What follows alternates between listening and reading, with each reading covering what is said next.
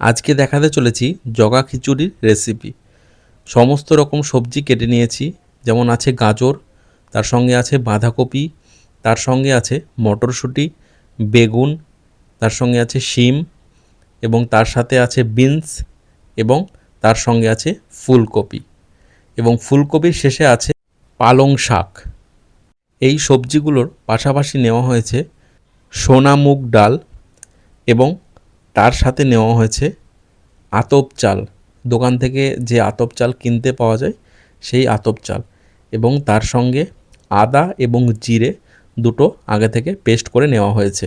প্রথমে কড়াই চাপিয়ে দিয়ে তাতে তেল দিয়ে দিতে হবে, তেলটাকে গরম করতে হবে এবং যে সোনা মুগ ডালটা সেটা ভালো করে ভেজে নিতে হবে। দেখবেন সোনা মুগ ডালটা যেন ভাজতে ভাজতে পুড়ে না যায়, একটু সামান্য লাল হলেই কিন্তু তার মধ্যে যে চালটা নেওয়া হয়েছে আতপ চাল, সেই আতপ চালটা কিন্তু ওই সোনামুগ ডালের মধ্যে দিয়ে একই সঙ্গে চাল এবং ডাল ভালো করে মিশিয়ে নিতে হবে।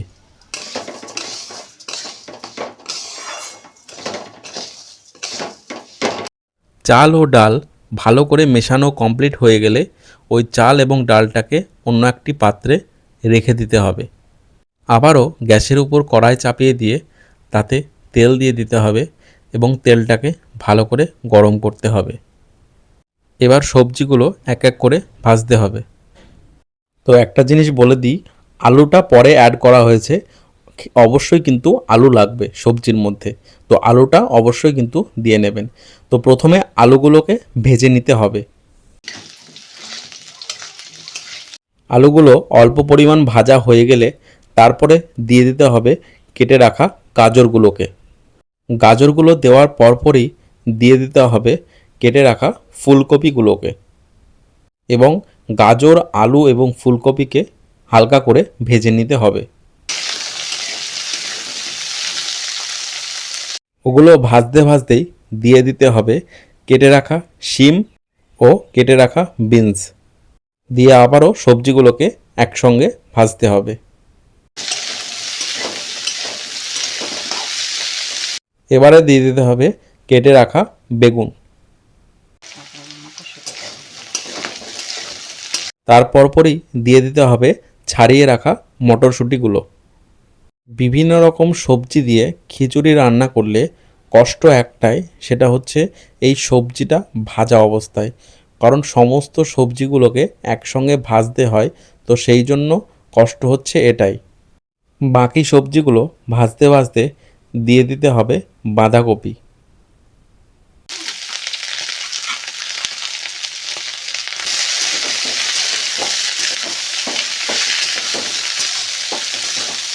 সবজিগুলো ভাজা কমপ্লিট হয়ে গেলে সবজিগুলোকে অন্য একটি পাত্রে তুলে রাখতে হবে।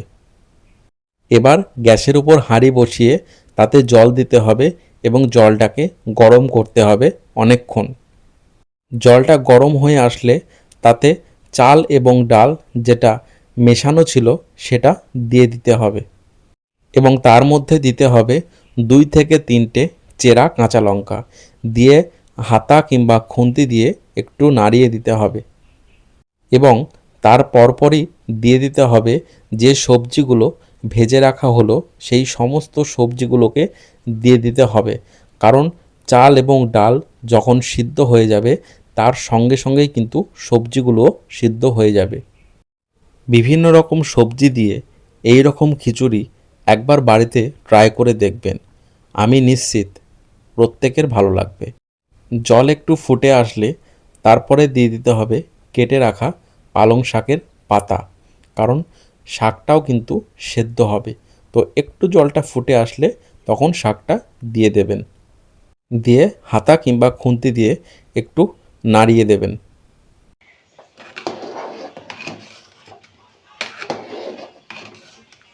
খিচুড়ি করার সময় জল দেখবেন কমে আসবে এবং মাঝপথে কিন্তু জল দিতে হবে, কারণ তাতে বিভিন্ন রকম সবজি থাকবে, চাল থাকবে, ডাল থাকবে, সেগুলো ভালো রকম সেদ্ধ না হলে খিচুড়ি কিন্তু টেস্ট হবে না।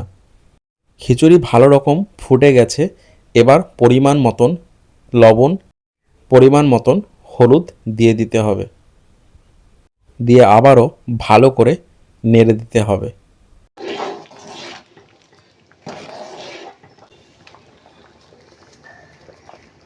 এবার এটা নামিয়ে আবারও কড়াই চাপিয়ে দিতে হবে খিচুড়িতে ফোড়ন দেওয়ার জন্য। ফোড়ন দেওয়ার জন্য কড়াইতে প্রথমে তেল দিয়ে নিতে হবে এবং তাতে দিতে হবে 5 ফোড়ন, 2টো তেজপাতা, কিছু পরিমাণ শুকনো লঙ্কা এবং আগে থেকে বেটে রাখা আদা এবং জিরে।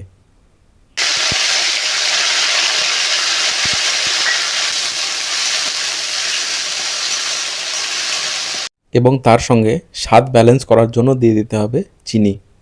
মশলাটি ভালোভাবে ভাজা হয়ে গেলে খিচুড়িটা এবার ঢেলে দিতে হবে। খিচুড়িতে হলুদের পরিমাণটা দেখে নেবেন। হলুদ যদি কম হয় সেই ক্ষেত্রে খিচুড়ির রং কিন্তু আসবে না, তো হলুদের পরিমাণটা ঠিকঠাক করে দিতে হবে। খিচুড়ি ফুটে আসলে তার মধ্যে দিয়ে দিতে হবে অল্প পরিমাণ ঘি। ঘি দিয়ে একটু নাড়াচাড়া করলেই কিন্তু আমাদের খিচুড়ি রেডি।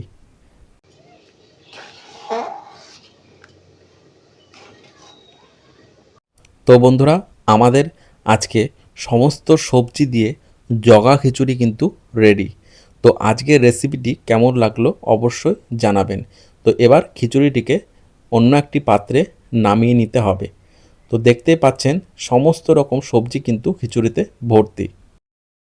খাবারের পাতে যদি এই রকম পাতলা গরম গরম খিচুড়ি সমস্ত সবজির সঙ্গে যদি থাকে, তো বন্ধুরা আর কি কিছু লাগবে তোমাদের? অবশ্যই কমেন্টে কিন্তু জানিও।